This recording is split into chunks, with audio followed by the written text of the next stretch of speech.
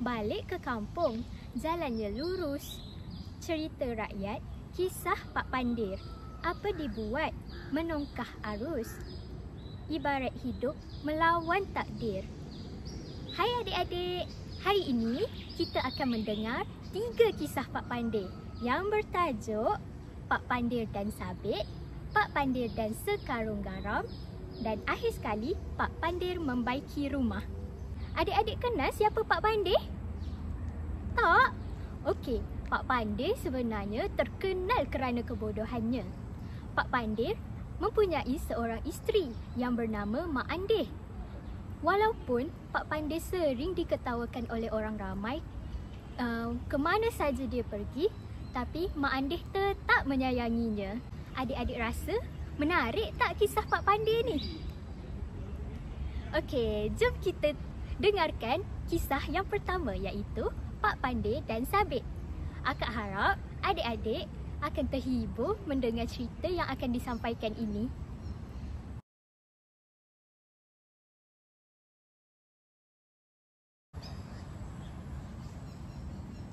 Pada suatu hari, Pak Pandir pergi ke pekan untuk membeli seekor kerbau bersendirian. Isterinya, Mak Andih, sibuk menanam jagung di ladang padi mereka. Perjalanan ke pekan agak jauh dan melelahkan. Namun, Pak Pandir tiada pilihan lain. Perjalanan ke pekan agak jauh dan melelahkan. Namun, Pak Pandir tiada pilihan lain. Sepanjang perjalanan, Pak Pandir tekumat kamit menghafal rupa kerbau seperti yang telah dijelaskan oleh isterinya pagi tadi. Kerbau berbadan besar, bertanduk dan meragut rumput. Ucap Pak Pandir berulang kali supaya dia mengingati rupa kerbau seperti yang dikatakan oleh Mak Andih. Walaupun sudah mencuba sedaya upaya untuk menghafal rupa kerbau seperti yang telah digambarkan oleh isterinya itu, Pak Pandir akhirnya keliru juga dan melupakan apa yang telah dihafalnya. Kerbau bertanduk dan meragut rumput. Ulangnya berkali-kali hinggalah sampai ke pekan. Pak Pandir segera mencari penjual yang menjual kerbau berhampiran. Sudah puas dia mencari, namun dia hanya melihat sayur-sayuran, buah-buahan dan ayam. Pak Pandir mengeluh hampa, mengenangkan dia sudah bersusah payah kemari, tetapi kerbau yang dicari pula tiada. Pak Pandir berasa berputus asa untuk mencari kerbau. Lalu, dia memutuskan untuk pulang ke rumah sahaja. Namun, dalam perjalanan pulang, dia melintasi sebendang sawah padi. Di situ, kelihatan seorang nenek tua yang sibuk merumput menggunakan sabit. Pak Pandir akhirnya gembira kembali. Sabit di tangan nenek tua itu dikiranya merupakan seekor kerbau. Memandangkan ianya berlekuk tajam seperti tanduk dan digunakan untuk merumput. Pak Pandir pun berlari menghampiri nenek tua tadi, lalu menarik sabit di tangannya. Akhirnya, jumpa juga kerbau. Makcik, saya beli ya kerbaunya. Ini duitnya. Kata Pak Pandir girang, lalu memberi beberapa lem bawang kepada nenek tua tadi sebelum beredar pergi dengan riang. Nenek tua tadi pula terpinga-pinga dengan apa yang berlaku.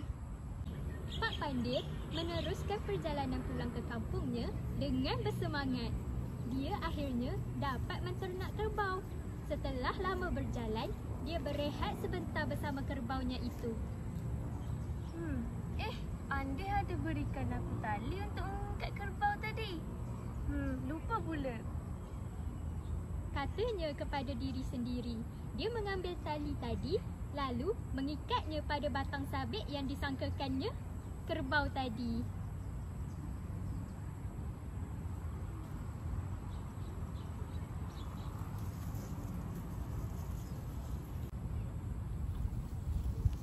Kau ikut aku baik-baik kerbau, jangan sodok aku pula.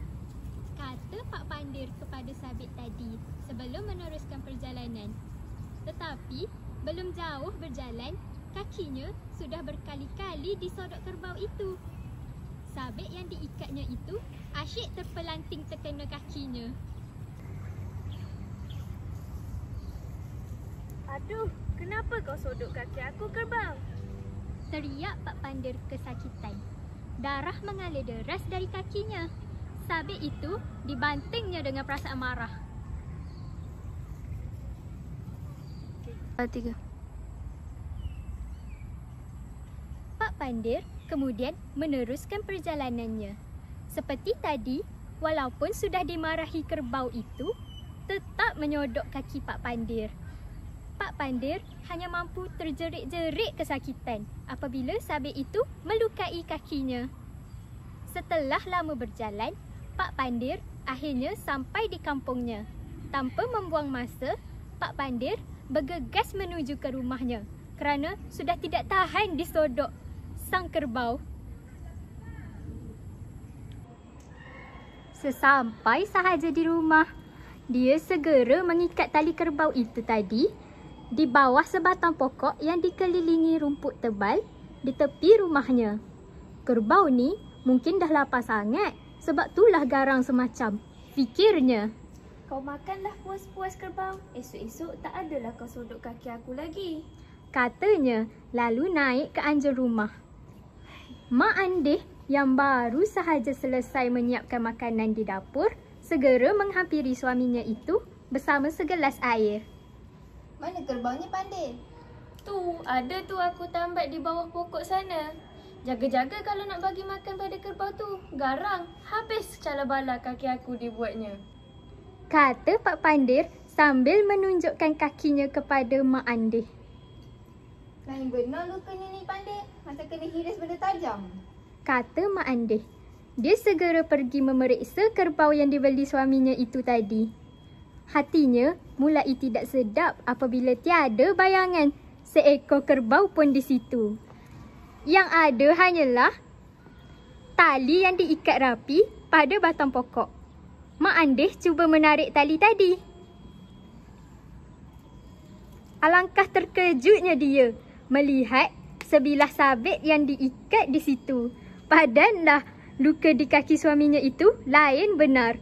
Dihiris sabit rupanya. Pandir! Ya, Andih, ada apa ni? Ini bukan kerbau. Kan aku sudah bilang kerbaunya badannya besar, bertanduk dan memakan rumput. Yang kau beli ni sabit. Yang kau beli sabit ni kenapa?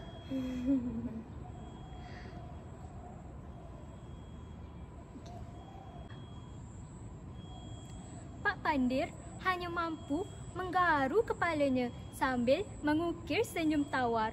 Nampaknya dia sangat malang pada hari itu. Bukan sahaja kerana kehilangan wang yang dikumpulnya setelah sekian lama untuk membeli kerbau, tetapi juga kerana kakinya habis luka dan calar dihiris sabit itu. Tamat. Macam mana adik-adik? Seronok tak cerita tadi? Nak dengar lagi tak? Okey, mari kita bergerak ke cerita yang seterusnya.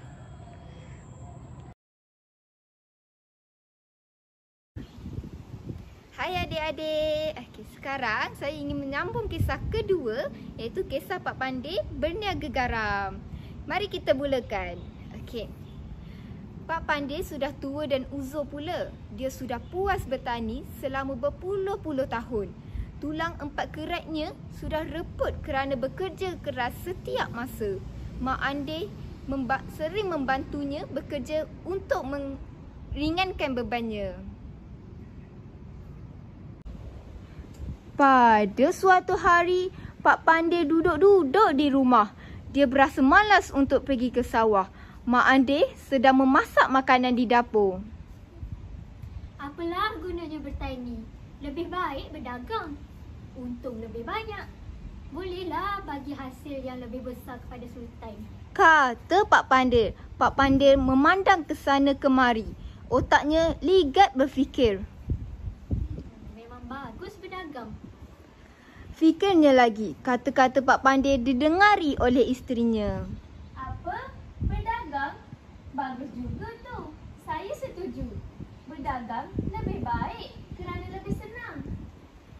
Kata Mak Andih menyokong pendapat Pak Pandir. Pak Pandir berasa senang hati apabila pendapatnya disokong oleh Mak Andih.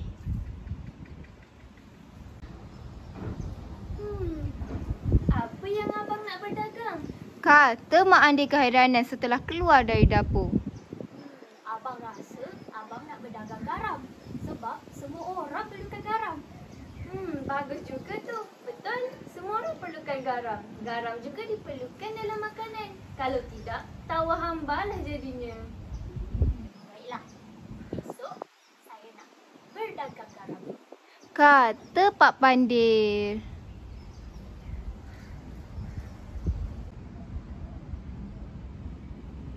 Pada awal pagi, Mak Andih menyediakan sarapan.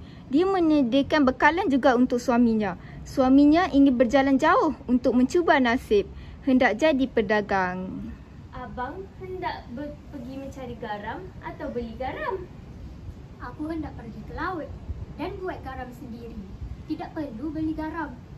Tuhan sudah berikan kita garam percuma. Kita hanya perlu berusaha. Bagus tu. Kita tidak perlukan modal. Sokong Mak Andih.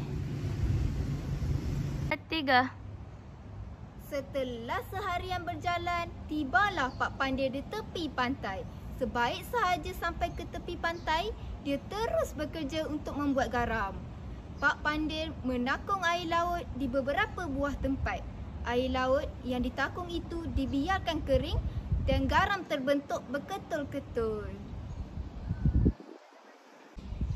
Selepas itu, Pak Pandir mengutip ketulan-ketulan garam dan dimasukkan ke dalam karung. Inilah garam percuma. Aku akan dapat untung banyak kerana berniaga tanpa modal. Kata Pak Pandir. Pak Pandir membuat garam setiap hari. Pada hari ke-7, dia berjalan pula. Dia memikul sekarung garam. Sekali lagi, Pak Pandir melalui jalan yang begitu jauh. Dia terpaksa berhenti beberapa kali kerana memikul garam yang berat. Setiba di sebatang sungai, Pak Pandir berhenti kerana hendak mandi. Dia meletak karung garam di celah bana kayu. Dia pun mandi sepuas-puasnya kerana badannya panas. Lagipun, dia tidak mandi sudah seminggu. Selesai mandi, Pak Pandir makan bekalan yang disediakan oleh isterinya. Apabila kenyang, matanya berasa ngantuk. Tiba-tiba, dia teringat akan garamnya. Kalau aku tertidur, garam mungkin akan dicuri orang. Lebih baik aku sorok di tempat yang selamat. Kata Pak Pandir sambil memikirkan tempat yang selamat itu. Pak Pandir terus berfikir di mana dia hendak menyorok garam supaya terselamat. Dia teringat akan sungai. Sungai mungkin tempat yang baik. Orang tidak akan jumpa garam yang terendam di dalam sungai ini. Fikir Pak Pandir. Tanpa berfikir panjang, Pak Pandir mengangkat karung garam di pangkal pokok lalu dipikul ke sungai. Direndamnya garam itu di dalam sungai. Pak Pandir pergi ke pangkal beringin yang rendang lalu menyandar pada umbi beringin. Sekejap saja dia sudah berdengkur kerana terlalu mengantuk.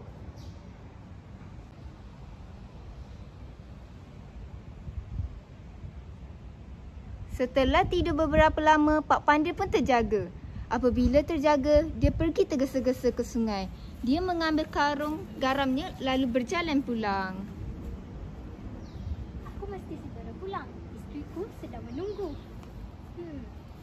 Mak Andih mesti sudah bersedia untuk menjual garam kepada jiran-jiran. Sambil berjalan, Pak Pandir berangan-angan menjadi peniaga. Aku berniaga, jadi tentu mempunyai wang. Setibanya di rumah, Pak Pandir melaung. Andih, aku sudah pulang. Aku membawa pulang sekarung garam. Mak Andih terdengar laungan Pak Pandir. Dia begitu gembira mendengar laungan Pak Pandir. Dia berlari keluar dan mendapatkan Pak Pandir.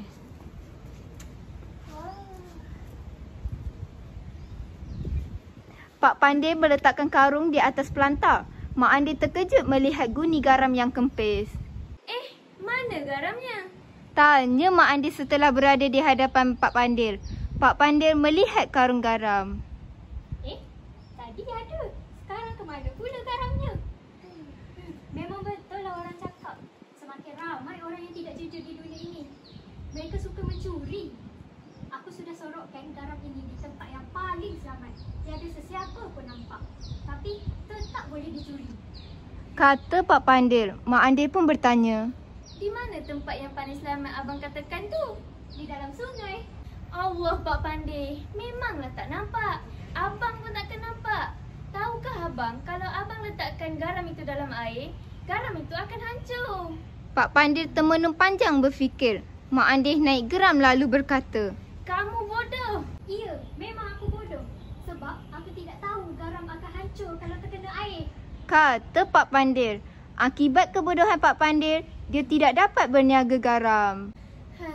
Itulah, sebelum memulakan sebarang pekerjaan, bertanya dahulu. Lengkapkan dulu diri tu dengan pengetahuan, barulah boleh berjaya. Kata Mak Andi. Pak Pandir mendengar nasihat Mak Andi. Dia sedar dia bodoh. Bagaimanapun, dia bodoh, dia boleh diajar. Bukannya bodoh sombong.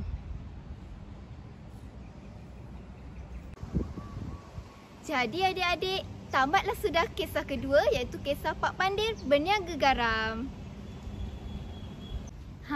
Macam mana adik-adik? Seronok tak dapat dengar dua kisah tentang Pak Pandey tadi? Seronok? Okey, jom kita teruskan kepada kisah yang ketiga iaitu kisah Pak Pandey membaiki rumah. Baiklah, jadi kisah ini seperti yang kita tahu, Pak Pandey dan Mak Andeh hidup miskin. Mereka tinggal di rumah yang buruk. Rumah itu rumah pusaka yang diwarisi oleh ibu bapa Pak Pandey. Mak Andeh berasa risau dengan keadaan rumahnya yang uzur, terutama atapnya. Atap rumah itu sudah bocor di sana sini. Bilalah dapat baiki rumah ni? Rungut Mak Andeh. Apabila hujan turun, rumah yang uzur itu basah. Pak Pandey dan Mak Andeh basah dan kesejukan. Mereka juga kelaparan kerana dapur dan kayu api basah. Mak Andeh memujuk Pak Pandey supaya membaiki rumah mereka. Bang, tolonglah baiki atap rumah kita ni. Macam mana kita nak hidup kalau setiap kali hujan je kita akan basah dan kelaparan? Mana saya tahu kerja-kerja tukang rumah ni semua. Saya ni petani, hanya mampu menanam pokok dan berlumpur saja. Awak buat je lah apa yang awak mampu. Saya tak mampu buat apa-apa. Jawab Pak Pandey yang sedang cuba berdalih. 3. Sudah puas Mak Andeh memujuk Pak Pandey membaiki atap rumah. Seingat dia, itu kali ketiga dia menyuruh Pak Pandey membaiki atap rumah. Dia berfikir mencari akal supaya Pak Pandey mengikut katanya. Akhirnya, Mak Andeh mendapat satu akal supaya Pak Pandey membaiki rumahnya. Dia membuat sebatang lorong tanpa pengetahuan Pak Pandey. Dia menebas semak samun. Mak Andeh bekerja keras. Akhirnya, lorong itu siap dibuat oleh Mak Andeh. Lorong itu bermula dari rumah Mak Andeh dan berbelit-belit merentas semak samun dan berluka. Akhirnya, lorong itu sampai semula ke rumah mereka. Pada keesokan harinya, Mak Andeh meminta Pak Pandey mencari kerja. Kerja apa yang kamu hendak saya lakukan? Awak buatlah pekerjaan bertukang. Jawab Mak Andeh.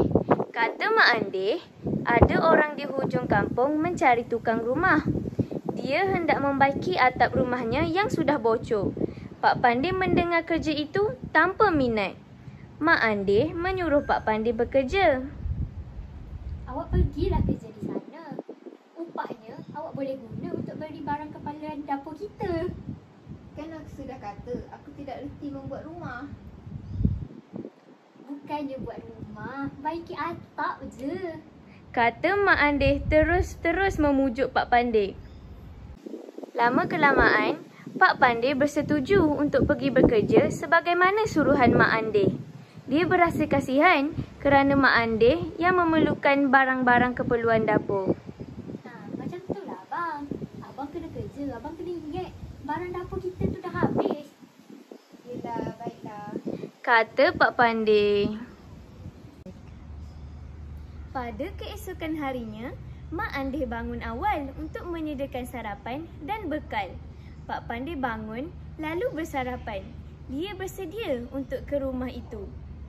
Dengan membawa alat-alat membaiki rumah seperti parang, tali, rotan dan lain-lain, Pak Pandey berjalan mengikut lorong yang dibuat oleh Mak Andeh.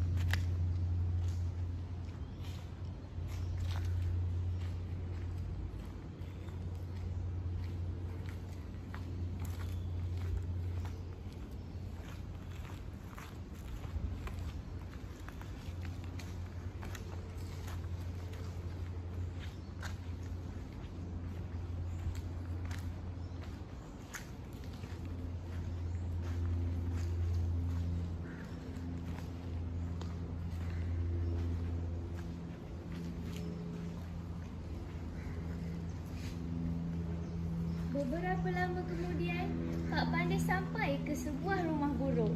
Dia tidak perasan itu rumahnya. Dengan tidak membuang masa, Pak Pandey membaiki rumah itu. Dia mahu lakukan dengan cepat. Dia mahu dapat upah. Pak Pandey pun membaiki atap rumah itu. Dia menukar atap yang bocor.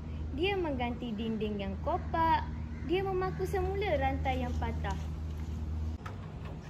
Pak Pandey bekerja keras. Tuan rumah pula melayannya dengan baik. Dia menghidangkan makanan tengah hari untuk Pak Pandey.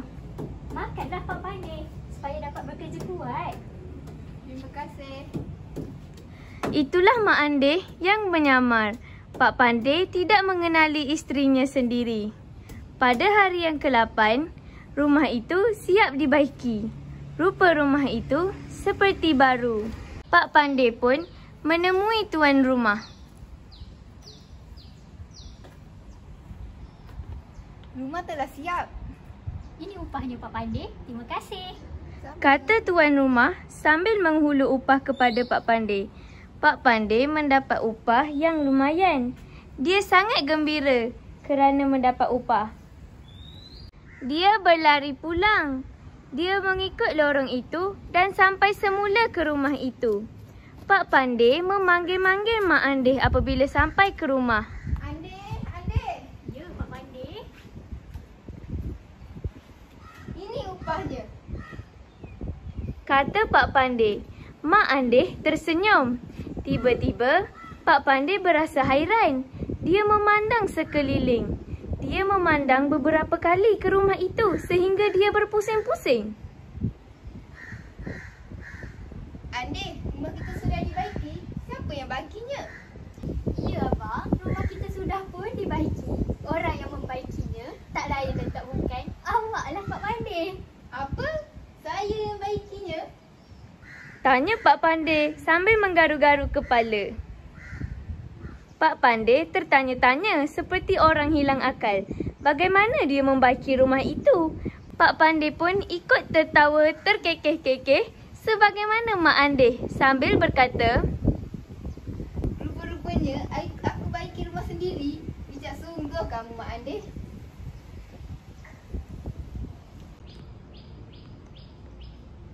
Tamat. Dengan tamatlah kisah yang ketiga daripada kisah Pak Pandey, maka tamatlah cerita kita pada hari ini. Semoga adik-adik dapat pengajaran daripada kisah-kisah Pak Pandey ni. Macam mana adik-adik? Dapat tak pengajaran daripada ketiga-tiga kisah Pak Pandai tu? Tak dapat? Kalau tak dapat, jom kita dengarkan.